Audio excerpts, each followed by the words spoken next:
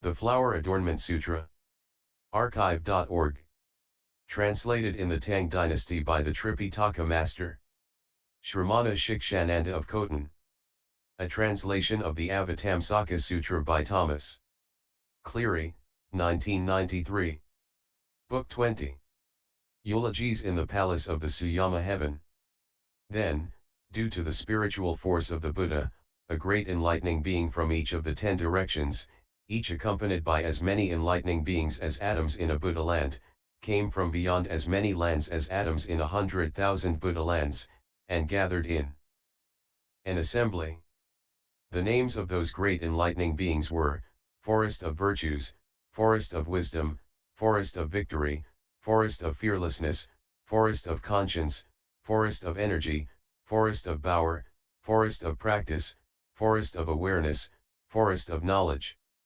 The lands which these enlightening beings came from were called, Intimate Wisdom, Symbolic Wisdom, Jewel Wisdom, Supreme Wisdom, Lamp Wisdom, Adamantine Wisdom, Peaceful Wisdom, Sun Wisdom, Clear Wisdom, Pure Wisdom.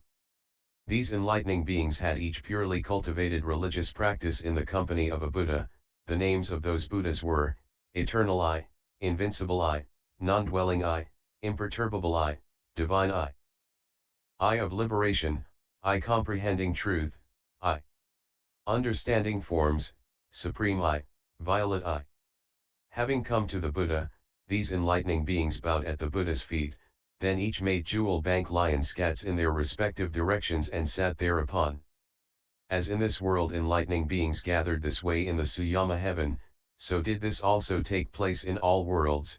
The names of the enlightening beings, their worlds, and the Buddhas they associated with, were all the same. Then the world-honored one emanated from the top of his feet 10 trillion beams of light of wonderful hues, illumining the 10 directions. The Buddhas and congregations in the palaces of the Suyama heavens in all worlds were made clearly visible. Then the enlightening being Forest of Virtues, imbued with power from the Buddha, looked over the 10 directions and said in verse: Buddha emanates great light illumining the 10 directions, all see the honored one of heaven and earth freely, without obstruction. Buddha sits in the Suyama palace yet pervades all worlds in the cosmos. This phenomenon is most extraordinary. Wondered at by the world. The king of the Suyama heaven has praised 10 Buddhas in verse. What is seen in this assembly is all the same everywhere. Those groups of enlightening beings all have the same names as ours. In every place in the 10 directions they expound the unsurpassed teaching. The worlds from which they come are also the same in name as ours. Each of them have, with their Buddhas, perfected religious practice. The names of each of those Buddhas are also the same as of ours. Their countries are rich and happy, their spiritual powers are autonomous. Everywhere in the 10 directions they think the Buddha's there. Some see him in the human world, some see him in heaven. The Buddha abides everywhere in all the various lands. We now see the Buddha in this celestial court. He made a vow of enlightenment that extended to every world in the cosmos. This is why Buddha's power pervades all inconceivably. Eulogies in the palace of the Suyama heaven. Leaving behind worldly desires he fulfilled boundless virtue, therefore he gained spiritual power and is seen by all beings. He traverses all worlds in the cosmos like space, with no obstruction. One body, infinite bodies, his form cannot be grasped. Buddha's virtues are boundless, how could they be measured? Neither abiding nor leaving, he permeates the cosmos. Then the enlightening being Forest of Wisdom, empowered by the Buddha, looked over the 10 directions and said in verse: The great leader of the world, supreme honored one, free from defilement, is hard to get to meet even in countless khans. Buddha emits great light visible to all the world, preaching extensively for the multitudes. He benefits all living beings. Buddha appears in the world removing the darkness of ignorance. Such a lamp of the world is rare and hard to get to behold. Having cultivated generosity, self-control, and patience, diligence and meditation, and ultimate transcendent wisdom, with them he lights the world. The Buddha has no peer, none comparable can be found. Without comprehending real truth no one can perceive him. Buddha's body and psychic powers are inconceivably free, neither going nor coming, he speaks the truth to liberate. If any can see and hear the pure teacher of humans and gods, they'll leave forever the states of woe and cast off all miseries. For measureless, countless cons he cultivated enlightening practice, who cannot know the meaning of this cannot attain Buddhahood. If one can know this meaning, one's virtues will surpass one who makes offerings to countless Buddhas for inconceivable cons. Even if one gives to a Buddha countless lands full of jewels, if one knows not this meaning, one never attains enlightenment. Then the enlightening being forest of victory, imbued with power from the Buddha, looked over the 10 directions and said in verse: as in the summer months with the sky clear and cloudless, the radiant sun blazes with light filling the 10 directions, that light boundless, impossible to measure even by those with eyes, let alone the blind, so are the Buddhas, their virtues are boundless, even in inconceivable cons no one can know them in detail. All things have no provenance and no one can create them.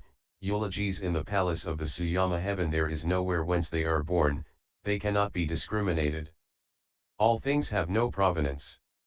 Therefore they have no birth, because there is no birth, neither can extinction be found. All things are birthless and have no extinction sither, those who understand in this way will see the Buddha. Because things have no birth, their inherent nature is non-existent. One who analyzes and knows this will arrive at the profound truth. Because things have no inherent nature no one can comprehend them, when understanding things in this way. Ultimately nothing is understood. That which is said to have birth is to manifest lands. If one can know the nature of lands one's mind will not be confused, examining according to truth the nature of the world and lands. If one is able to know this, one can explain all things. Then the enlightening being forest of fearlessness, by the power of the Buddha, looked over the 10 directions and said in verse: the Buddha's immense body reaches the extremities of the cosmos, without leaving the seat it pervades all places. Whoever, hearing this teaching, respects and has faith in it, shall forever escape all the miseries of the states of woe. Even going to many worlds, uncountably numerous, single-mindedly desiring to hear of the powers of the Buddha, and such qualities of Buddhas, their unexcelled enlightenment, even wanting to hear for a moment, none is able to do so. If any in the past believed this aspect of Buddha, they have already become Buddhas and are lamps of the world. If any will get to hear of the Buddha's free powers, and having heard will believe, they too will become Buddhas. If any in the present can believe this teaching of Buddha, they will also become Buddhas and expound the teaching fearlessly. This teaching is hard to encounter even in countless cons. If any get to hear it, know it is the power of past vows. If any can accept and hold such teachings of Buddha, and, upholding them, spread them too, they will become Buddhas. How much the more so those who work diligently, firm of mind, not giving up, you should know such people will certainly attain enlightenment.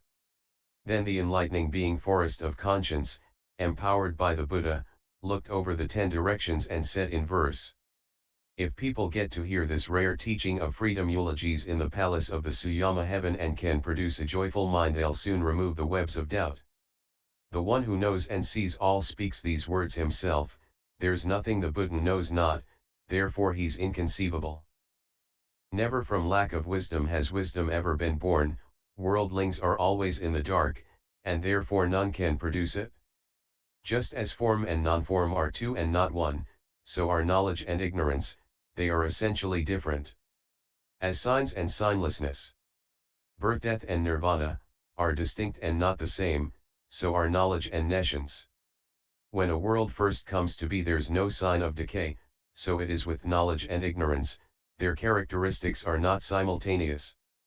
Like the enlightening being's first state of mind does not coexist with their final state of mind, so it is with knowledge and nescience, these two minds do not coexist. Just as bodies of consciousness are individual and don't combine, so also knowledge and ignorance ultimately have no communion. Just as a panacea can eliminate all toxins, so also can knowledge extinguish all ignorance.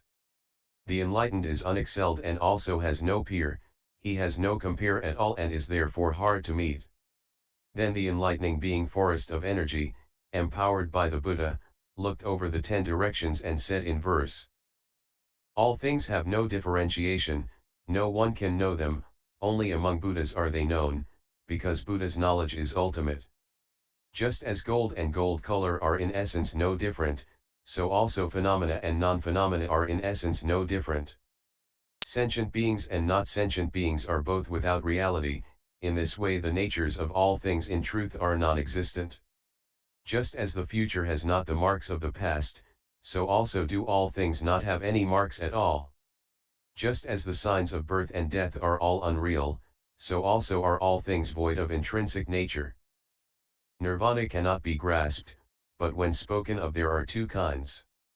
So it is of all things, when discriminated, they are different. Just as based on something counted there exists a way of counting, their nature is non-existent, thus are phenomena perfectly known. It's like the method of counting, adding 1, up to infinity, the numbers have no substantial nature, they are distinguished due to intellect. Just as the worlds have an end when burnt in the final Holocaust eulogies in the palace of the Suyama heaven yet space is not destroyed, so is the Buddha's knowledge. These sentient beings of the universe each grasp characteristics of space, so it is of the Buddhas, worldlings conceive of them arbitrarily. Then the enlightening being forest of power, by the Buddha's power, looked over the 10 directions and said in verse: all realms of living beings are in the past, present, or future, the living beings of past, present, and future all dwell in the 5 clusters. The 5 clusters are based on actions, actions are based on mind, mental phenomena are like phantoms, and so indeed is the world. The world doesn't make itself, nor is it made by another, yet it has a formation and also has a disintegration.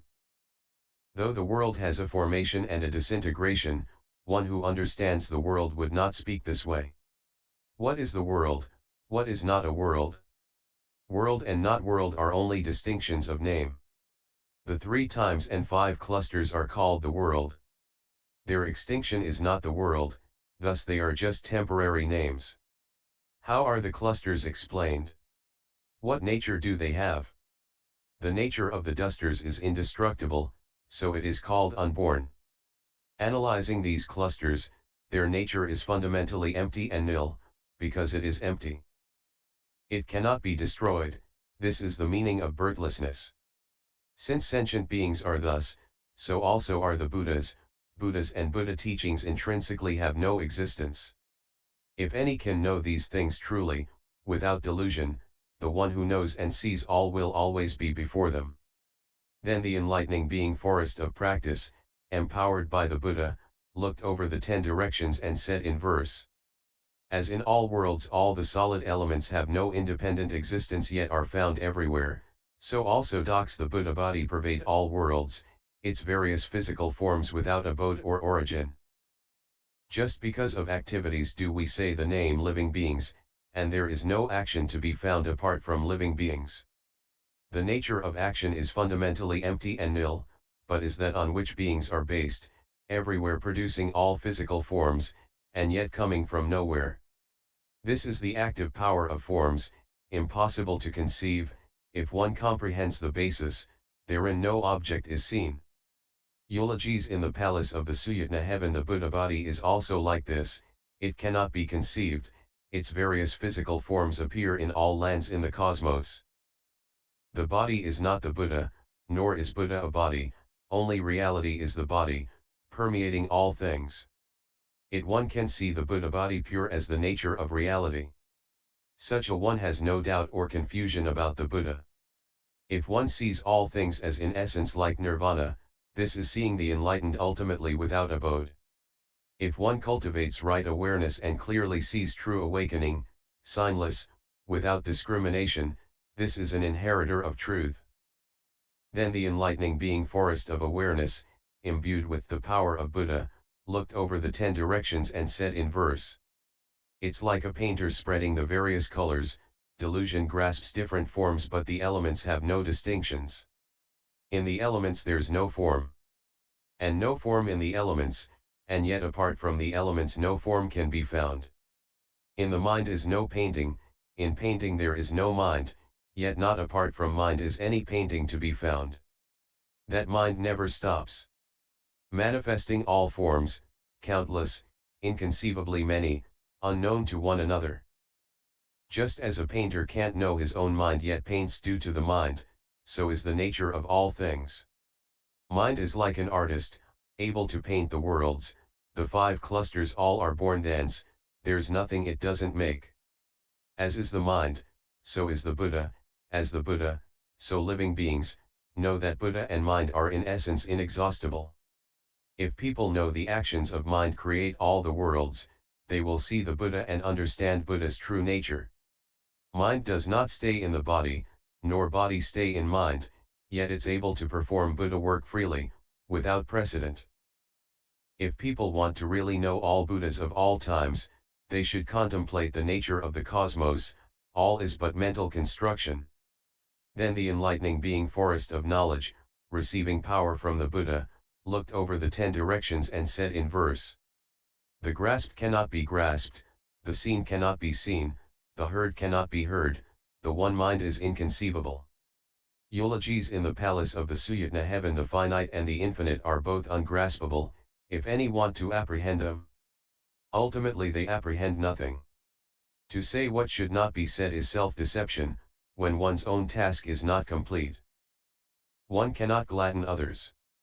Those who wish to laud the Buddha's boundless body of wondrous form could not express it fully even in countless eons. Just as the wish-fulfilling jewel can manifest all colors, being colorless yet manifesting color, so are all the Buddhas. A soul-like clear space is formless and invisible, and though it shows all forms none can see space. So it is with the Buddhas, they manifest infinite forms everywhere yet are not in the province of mental activity, so no one is able to see them. Though the Buddha's voice is heard, the sound is not the Buddha, and yet not apart from sound can the truly awake be known. Enlightenment has no coming or going, it's apart from all discriminations. How then can one say he is able to see it? The Buddhas have no doctrine, how could Buddha have any explanation? It is just in accord with one's own mind one thinks Buddha expounds such a doctrine. End chapter.